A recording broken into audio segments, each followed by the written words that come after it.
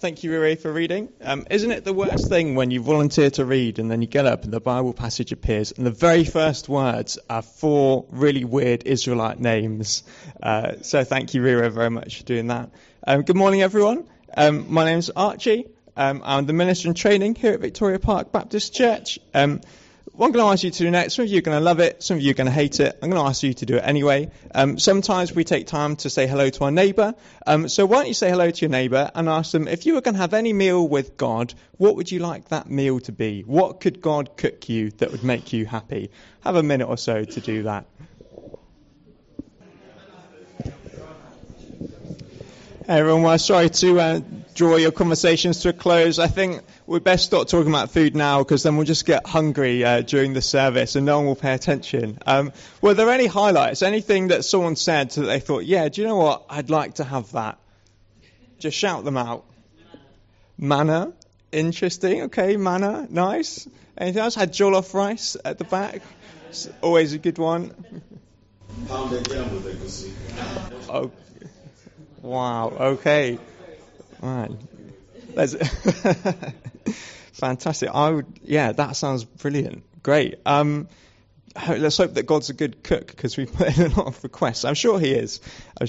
Anyway, as I say, it's great to have you here with us this morning. It's great to be here with you. I'm the minister in training. And one of the things that I'm really proud about so far in my training is the fact that so far I have not yet crashed a bus into the River Thames. And you might be thinking, well, yeah, of course you haven't crashed a bus into the River Thames. You're a minister. That would be really weird and bad. Why would you be proud of that? And I hear where you're coming from. I really do. But sometimes it happens. Sometimes you're just driving a bus and it crashes. Not into the Thames, but about a week or so ago, in France, a bus driver in training crashed their bus right into the River Seine. I don't know if anyone saw this in the news. There are only like 4 people on board. Nobody was hurt. She passed her drugs test. So honestly, no idea how it happened.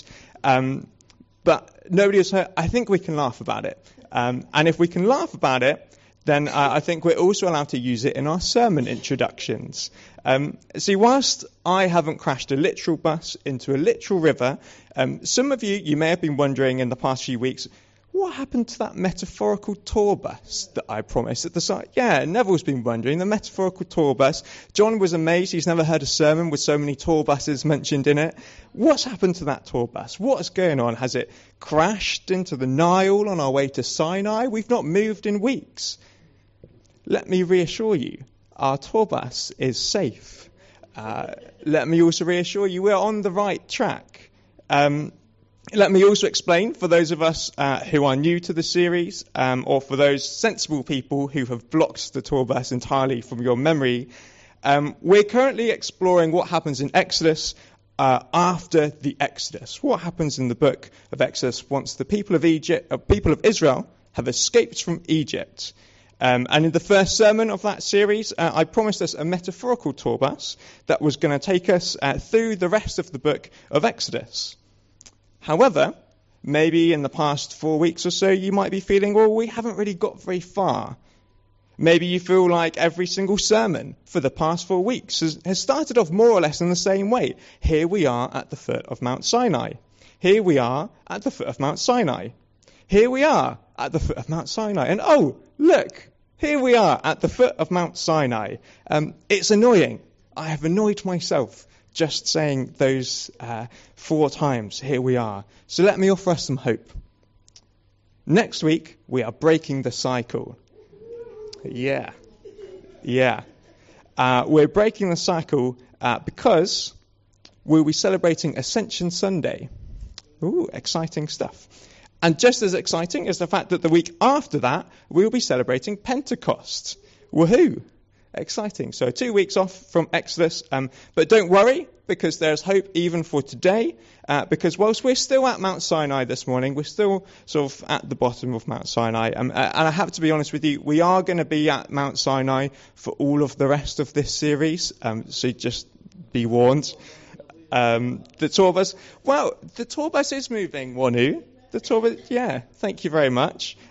This morning, we are moving to a different part of the mountain. We are putting the bus into four-wheel drive.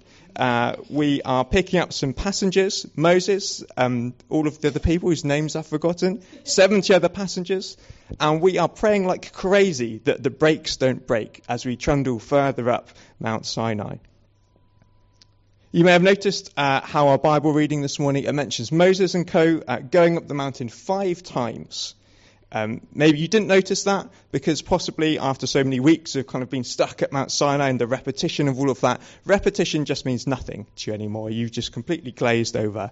But 5 times up the mountain, that's a lot of times to go up a mountain, don't you think? Even Bear Grylls would not go up a mountain that many times. He'd go up once and then he'd get a stunt double to do the rest of the 4 times. He might even make the stunt double do the first time. But it makes you wonder, firstly, why did Israel bother to make a golden calf statue when they already had such impressive calves amongst them in the form of Moses' legs, the mountain climber? That probably got the reception it deserved, to be honest. But it's probably unhelpful to speculate on the size of Moses' legs, and it's not funny. And to be honest, the fact that they go up the mountain 5 times in this passage, it's probably actually not because they really did climb up the mountain 5 times. It's more likely because the narrator kept forgetting that they had already said that Moses had gone up the mountain. The Exodus 24 is a really sort of jigsaw piece of passage, and it's quite confusing and mysterious, and that actually lends to the whole passage because it is quite a confusing and mysterious passage. But God uses all things for our good, even excessive repetition. And so we can use the 5 up instances in our passage to our advantage. We're going to allow them to structure our sermon this morning. We're going to have a look at what happens every time that someone's going up. And we're going to discover a God who is powerful, who is personal, and who is present. Does that sound good? I hope so, because that's what's happening. We should clarify to start that when Moses, Aaron, Nadab and Abihu go up the mountain with God, they were invited to be there. We haven't actually read that in this passage. It actually is the start of Exodus 24, just a few verses before. And God says, hey, Moses, get the gang together, come up the mountain and worship me at a distance. It's a testimony to God's generosity that he gives them 70 plus ones to take with them up the mountain. It's brilliant. And so God says, gather the leaders, come up the mountain, worship at a distance. Now, if I was Moses in this situation, I don't know what you would do, but I suspect that I would probably hurry. God has invited me up the mountain to worship him. Why hang around? How exciting. What is there to wait for? I don't know. Maybe once you've fought a pharaoh, maybe once you've split a sea, you've earned the right to be fashionably late. Because Moses does not dash straight up the mountain. Instead, apparently, the reason why Moses is delayed is because he was busy writing down all of the words of the Lord that he just spoke to them. And this was before the age of predictive text, so it probably took him a while. And then, once he's written all of the words of the Lord, once he's checked them for spelling, punctuation and grammar, Moses performs a ritual with the people to confirm with them that they agree to follow God. And only then, with these small matters completed, could Moses and his friends climb up the mountain to God. And what happens next is nothing short of remarkable. Moses, Aaron, Nadab, Abihu and 70 of the leaders of Israel went up the mountain and they saw the God of Israel. They went up the mountain and they saw the God of Israel, and beneath his feet was what looked like a pavement of sapphire as blue as the sky. God did not harm these leaders of Israel. They saw God and then they ate and drank together. Okay. Firstly, wow. Secondly, what? They saw God and then they ate and drank together. It was appropriate, I think, to stop and consider how incredible, how intimate this moment must have been. Words can hardly describe, words can hardly capture the beautiful, holy, awe-striking glory of our God, the majesty of our God who is a mystery. Our majestic and mysterious God, and Christian maturity is learning to be okay with that majesty and that mystery. A God that we can conjure, a God that we can comprehend or control is hardly a God at all. But as much as God is a mystery, as much as words cannot contain his glory, this doesn't mean that we can't at least try to see through a glass darkly. So that's what we're going to do. And so we see that here, feasting on the side of a mountain is Yahweh. Yahweh our God, so overwhelmingly God that all we see is the ground beneath his feet. And here, feasting on the side of the mountain is Yahweh, our God, so unbelievably present as he dines with his people. And we remember God invited them up the mountain. God invited Moses and the team to be up with him. This story is not the case of some lost wanderers stumbling across like a Kahila cafe at the side of a mountain, startled to find God inside with an iced matcha and a carrot cake. Moses and the gang, they're there with God's permission. This was planned, intended. God has invited them to worship him. God has invited them into his presence. God is not some booming voice who dictates human affairs from the sky. He is a personal, relational being who desires to be with his people. As they go up the mountain to worship, they encounter the God who comes down in intimate, hospitable closeness. We see here that worship is so much more than singing. We see that worship does not begin when the drummer counts us in or the YouTube video loads. Worship begins when God invites his people into his presence and shows us how loving, how gracious, how glorious he is. And worship continues as we spend our lives in response to that goodness. Worship continues as we sing songs, pray prayers, love neighbours, live our lives in joyful obedience to the Almighty God who picnics with us all the days of our lives. But maybe I've said that and you're thinking, well, I don't really like picnics. I don't want a God who picnics with us. And to be fair, we don't know if God did picnic with them on the mountain. Wanu's AI image just had some kind of, I'll be honest, Wanu, it looked like really dry bread. I don't think God would invite us to a mountain to give us food that's just dry bread. Maybe I don't have the right glasses on. Maybe to you that looked like, lovely. We don't know what they ate on the side of the mountain. We don't know what they ate at Mount Sinai. They might have, picnics. They might have ordered a takeaway. There might really be a branch of Kahila at the top of Mount Sinai. I've not been to find out. Paul would probably tell you there's a Kahila at Mount Sinai. For my money, I think that because we read that later in the chapter, and we read that there's a thick cloud that covers the mountain, and there's a light like a fire that burns at the top. I think this means that the meal was nothing other than a good old-fashioned cookout, a barbecue. But it doesn't really matter what they ate. It matters that they ate. A meal is a powerful thing. A meal is also an ordinary thing. A meal is real. A meal is common. A meal is there. You can touch it. You can feel it. You can share it. You can eat it. A meal, most meals, depending on who cooks them, are occasions of joy. Meals are occasions of friendship. Meals are occasions of togetherness. Meals give life. When we share meals together, we're personal and we're present. And how amazing it is to consider that the God of all creation opens his table to us, invites us to come and sit, eat and drink, receive from him and rest in his presence. Our life with God is grounded in a wonderful paradox. It's grounded in the paradox that the unknowable God, whose feet we can hardly see, makes himself known to us through the intimate ordinariness of a meal shared together.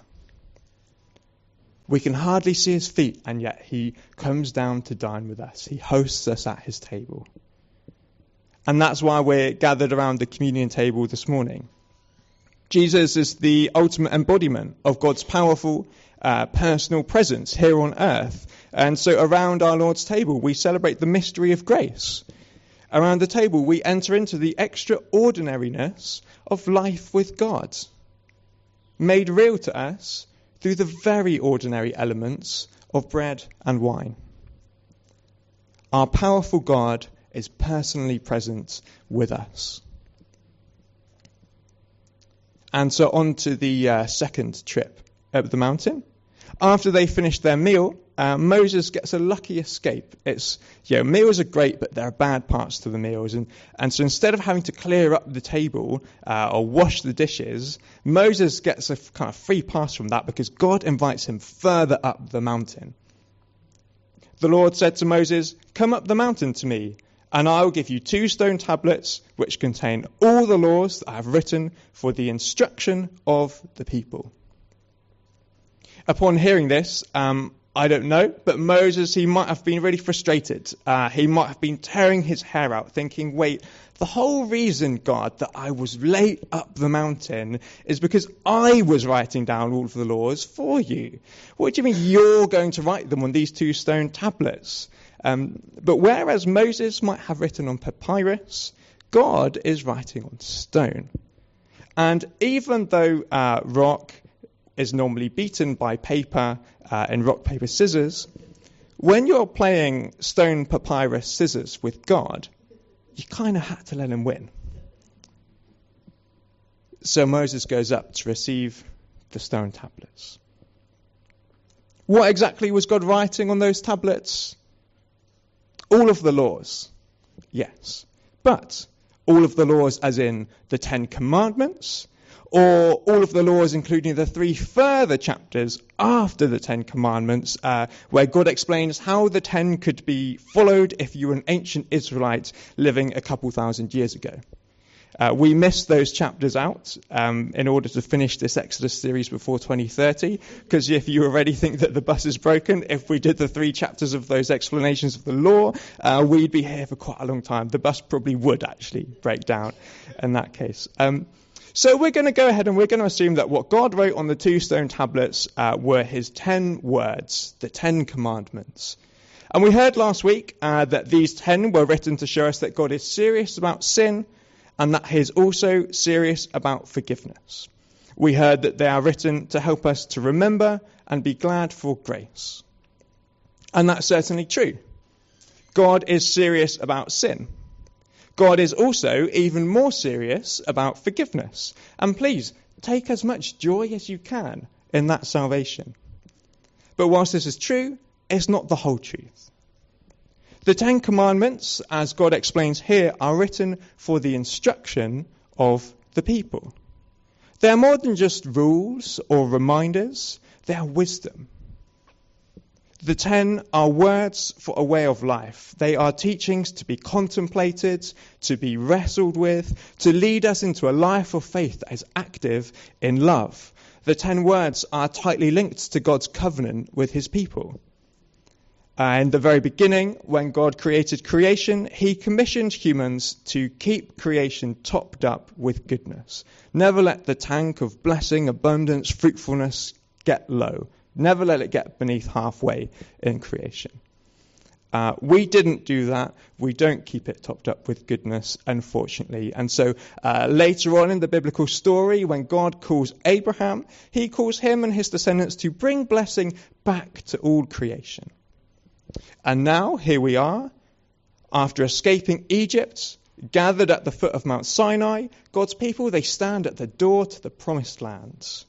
They stand at the door to a land that is flowing with freedom and joy and justice, and it's a land that is coated in milk and honey. And God invites us into this land, saying, if you obey my voice, You will become for me a royal priesthood and a holy nation. And what God means by this is if we walk together, if we talk together, if we work together, then we can truly make creation great again. The 10 words are transformative in this context. The 10 words, the 10 commandments, they ask us to be Psalm 1 kinds of people. They ask us to be people whose delight is in the law of the Lord. They ask us to be people who meditate day and night on the teachings of God's words, becoming oaks of righteousness and blessing. The 10 words are words. It's important that they're words. I mean, nowadays we kind of can type words, but words, people speak them. They are words that God has spoken. They draw us into a relationship and a dialogue and a conversation with God, where we can say, hey, do not steal. What does that mean, God? We can flip it around. Well, if I'm going to be a person who's not going to steal, then what's the opposite of not stealing? How can I be generous with my money instead, for example? They invite us into a relationship. They invite us into a dialogue with God. They're not just the decrees of like an artificial intelligence or a moralistic deity. A personal God who is present with his people and powerful to save has said, here are my ways, walk in them with me. Together, we will enjoy life in all its fullness. Together, we will enjoy a slice of heaven here on earth. God's words for life are words of life. They are invitations to ground ourselves in a dynamic relationship with the personal, the powerful, and the present God. And so God calls Moses further up the mountain. And notice how Moses this time, he does not dilly-dally up the mountain this time. Maybe that is because the washing up was about to start and God's invited him up.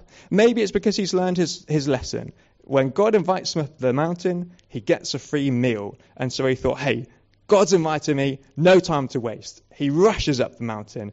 But before he leaves, Moses instructs the others who are with him. He says, wait here in the camp for us until we come back. Aaron and Hur, they're here with you. Whoever has a dispute can go and settle it with them.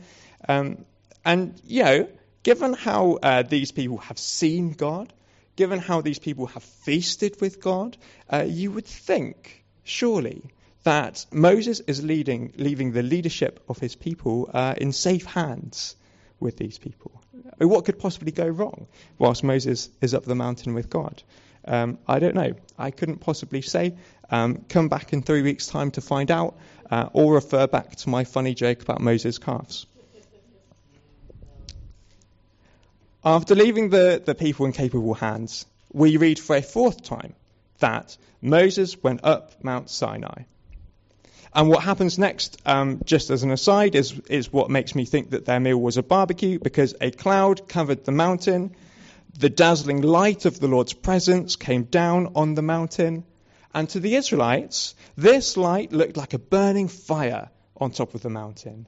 The cloud covered the mountain for 6 days and nights. And on the seventh day, the Lord called to Moses from the cloud.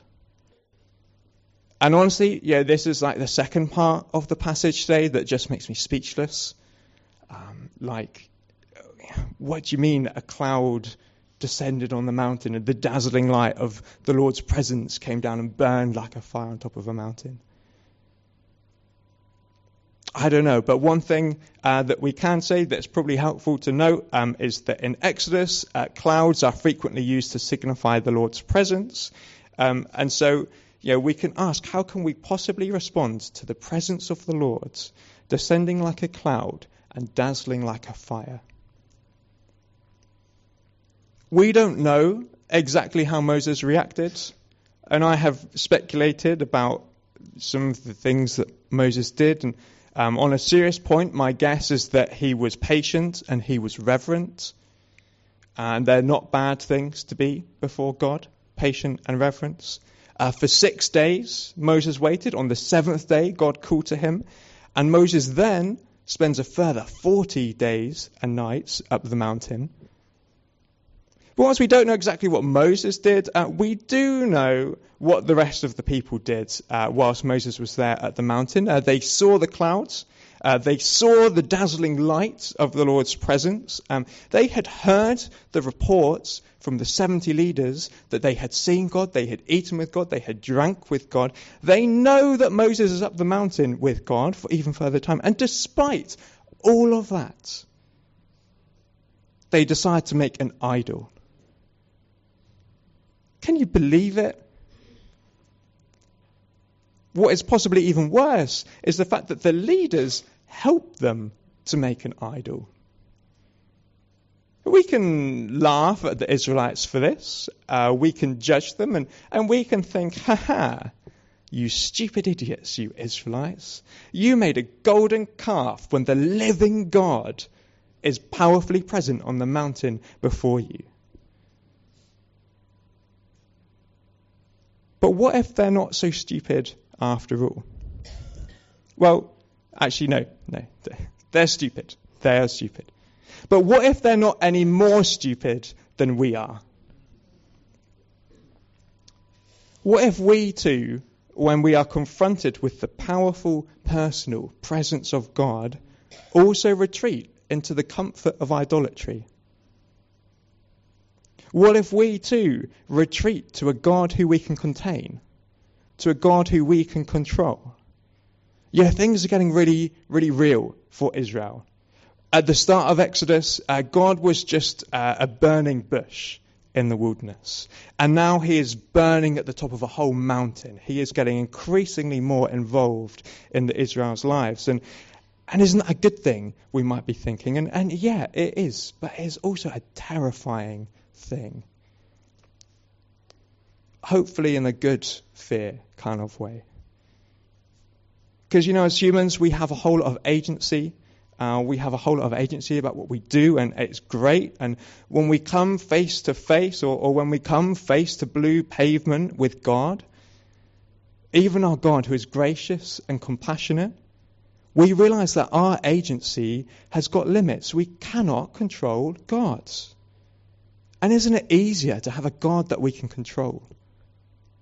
Isn't it more comfortable to have a God that we can keep in a box, reserved for Sundays and special occasions? Why don't we just create a consumer God, an impersonal God, a God who we can worship when we like, where we like, how we like, to give us good things and make us feel better? And against this temptation, Exodus shows us that God is not a feeling. God is not an idea. God is not a magic formula who is going to make everything better again. God is a free, powerful, personal being who we can neither tame, nor control, nor contain. And the beauty of the gospel, the jaw-dropping beauty of the gospel, is that this free, personal, powerful God invites us to know him. Our free, personal, powerful God delights to be with us. He bursts with love for us. He erupts with grace. Justice and mercy, they are the foundations of his stone. Our Lord is King, and he calls us his friends. Now, it's a scary thing to respond to this call. It's a scary thing to go up the mountain with God. It means leaving our comfort zones. It means abandoning our ambitions of greatness. It means carrying our cross and trusting like crazy for empty tombs. But as we see, if we compare Moses with the rest of the Israelites, it is so worth it. God is so gracious. God is so good. We see throughout the rest of the story of the Bible that it is so worth it to come before our God in patient, humble reverence. We cannot control God, but we can abide in his presence. And there we find love overflowing as we are loved and as we love him. And so this brings us to our final trip up the mountain. Moses went on up the mountain into the cloud. And there he stayed for 40 days and nights. And our passage this morning and the story that it tells, it marks a really defining moment in Israel's history. God has called Israel. Israel has said yes. God's cloudy presence on the mountain is therefore both a celebration that God has said yes, and it is a confirmation that God will continue to go with them into the promised land.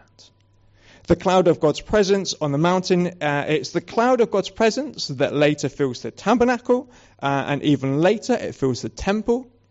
It's the cloud of God's presence which eventually gets assembled into the human form of Jesus.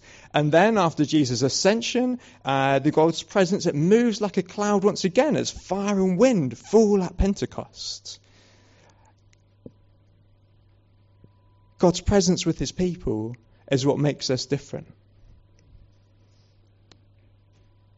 Our way of being in this world is rooted in God. Exodus 24, it reminds us that this God, our God, is powerful, he is personal, and he is present. And so just as God invited Moses, Aaron, Nadab, and Abihu, and the 70 others to see, to eat, to drink with him, so we're gathered round his table now. We're invited to encounter God in the intimacy and the ordinariness of this communion meal. And so why don't we just take a second? Why don't we pause? Why don't we listen? Hear God calling your name.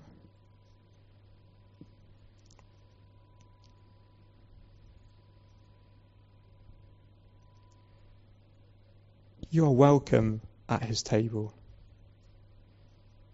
God is pleased that you are here.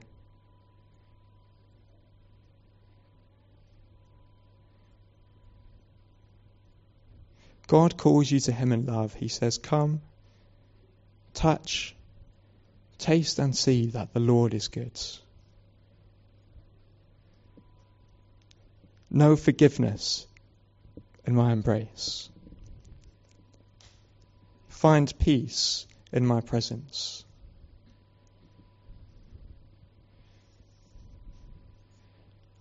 Delight in me, God says, as I delight over you.